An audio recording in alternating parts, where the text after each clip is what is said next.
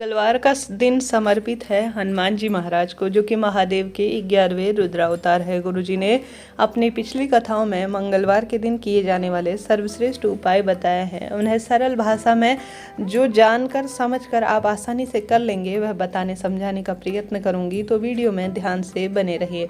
मंगलवार का दिन अपने आप में कर्ज मुक्ति, रोग मुक्ति के लिए और विशेष चमत्कारी दिन के स्वरूप में जाना जाता है।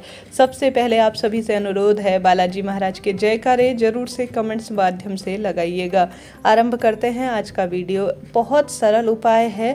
अगर जीवन में कोई रोग बढ़ गया है ना, किसी न किसी स्वरूप में रोग काफ़ी परेशान कर रहा है, तो आपको यह उपाय खास तौर पर मंगलवार के दिन करना चाहिए। गुरु जी कहते हैं हनुमान जी महाराज का नाम लेना है आपको इस उपाय को करने के लिए, और आपको इस उपाय को शिव मंदिर में जाकर करना है या घर के मंदिर में भी कर सकते हैं। गुरुदेव तो हमेशा शिव मंदिर बताते हैं, तो प्रयत्न करें शिव मंदिर में जाकर ही करें, अति श्रेष्ठ होगा। शारीरिक विकृति है, मंदिर जाना दूर नहीं है, कोई ऐसी दिक्कत है, कोई परेशानी बढ़ते चले जा रही हैं, तो घर पर भी करने में कोई बुराई नहीं है। संभव हो मंदिर ही जाकर करें। गुरु जी कहते हैं मात्र एक बेलपत्र लें, और यह उपाय खास तौर पर रोग, कर्ज, वैवाहिक परेशानी, नौकरी ट्रांसफ़र के दिन करने के लिए बहुत लाभदायक माना जाता है। आप सभी को विशेष तौर पर एक बेलपत्र लेनी है और लाल चंदन लेना है। मंगल ग्रह से जुड़ी हुई होती है चीज़ लाल रंग की। मंगलवार के दिन लाल कपड़े पहनना, लाल चंदन का पानी शिवलिंग पर चढ़ाना, बेलपत्र वृक्ष के नीचे चढ़ाना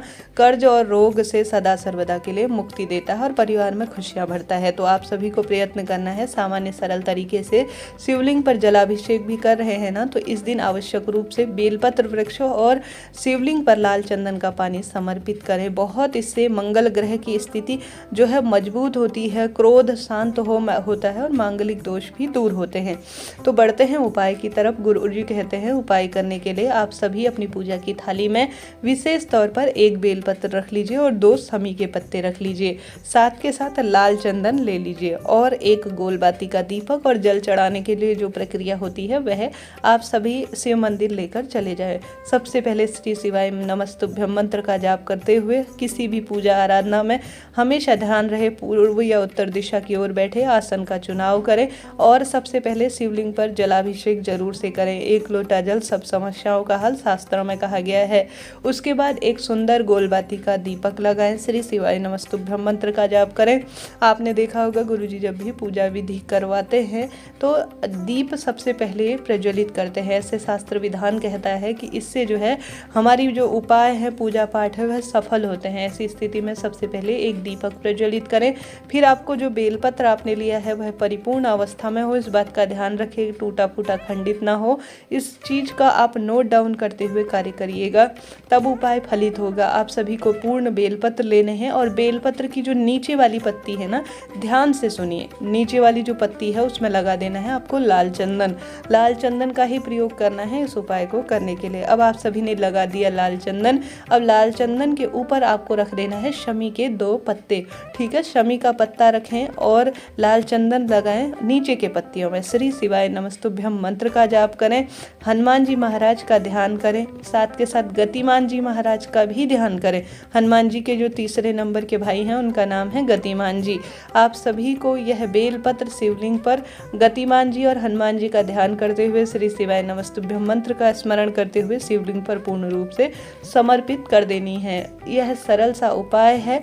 और अपने मन की बात कहें कि हे महादेव, हे हनुमान जी महाराज, आप कलयुग में शक्ति पुंज के रूप में हैं, आप मेरी पीड़ा का समाधान नहीं करेंगे तो कौन करेगा। ऐसा कहते हुए झोली पसार कर प्रार्थना करें, दुख तकलीफ बताएं, रोग कर्ज संकट कटेगा और दुख दरिद्रता का नाश होना ही है। कैसी भी बाधा हो इस कलयुग में हनुमान जी महाराज का स्मरण ही पर्याप्त है। उनके नाम का किया गया कोई भी उपाय कभी खाली नहीं जाता। करके देखिएगा, लाभ निश्चित रूप से मिलना ही है। यह बात हो गई प्रथम उपाय की। अब बात कर लेते हैं दूसरे उपाय की। दूसरा उपाय बहुत सरल है, जो कि अपने आप में अद्भुत है। गुरु जी कहते हैं आप सभी के व्यापार में गति नहीं है, कोई व्यापार चलता ही नहीं है, कोई भी जो है घर पर ऑनलाइन ऑफलाइन बिजनेस करते हैं, घर का कोई भी वास्तु दोष परेशान कर रहा है, पितृदोष तंग कर रहा है, किसी न किसी तरह से भाग्य साथ नहीं देता, परिवार में कलह कलेश की स्थिति रहती है, तो आप सभी को एक चुटकी नमक, चाहे तो नमक डली वाली मिलती है तो बाजार में जाकर डली वाली नमक भी आप ला सकते हैं, नहीं तो एक चुटकी नमक आप ले लीजिए। साथ के साथ 2 फिटकरी की आवश्यकता होगी। यह उपाय घर पर भी कर सकते हैं, दुकान पर भी कर सकते हैं। 2 फिटकरी की आवश्यकता है आप सभी को। एक नमक लेना है 1 चुटकी और कपूर लेना है, ठीक है।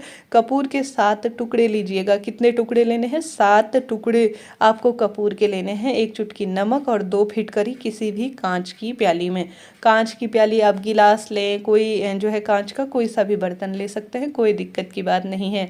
आप सभी को यह तीनों चीज़ें कांच की कटोरी या गिलास में घर के किसी स्थान पर या जो है दुकान के किसी भी स्थान पर 15 दिन तक आपको रखकर छोड़ देना है। छोड़ दिया, आप देखेंगे कि 15 दिनों के भीतर ही कोई ऐसा चमत्कार हो रहा है कि घर परिवार के सभी वास्तु दोष, पितृदोष और सभी तरह की परेशानियां कट गई हैं, संकट दूर हो गए हैं और व्यापार चल निकला है, धन संपदा में भी वृद्धि हो गई है और जीवन में जो आप चाहते हैं वह आपको धीरे धीरे प्राप्त हो रहा है।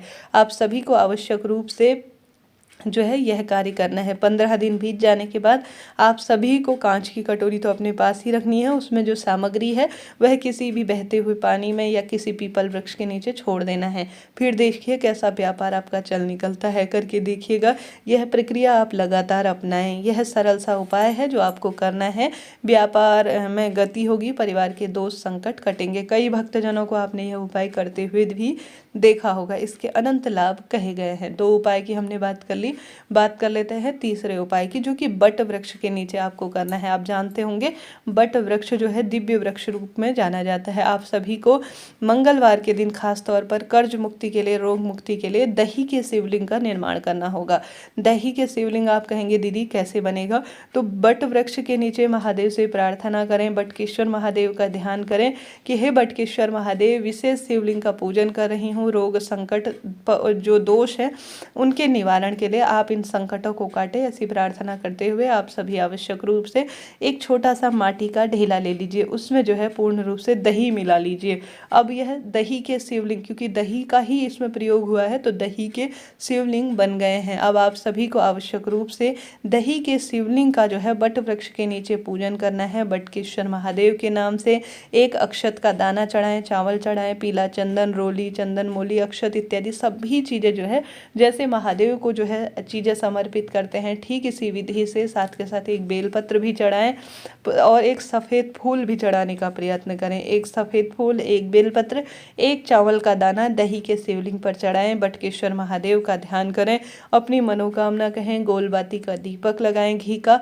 और जो पीड़ा है, कष्ट है, ब्याज पड़ रहा है, लोन है बैंक का और कोई कर्ज है, इनकम नहीं है, धन संबंधी सभी परेशानियों के अंत के लिए यह उपाय सिद्ध उपाय के रूप में जाना जाता है। फिर गुरुजी कहते हैं वहीं पर एक साफ स्वच्छ जल का लोटा लेकर वहीं पर उस दही के शिवलिंग का विसर्जन कर दीजिए।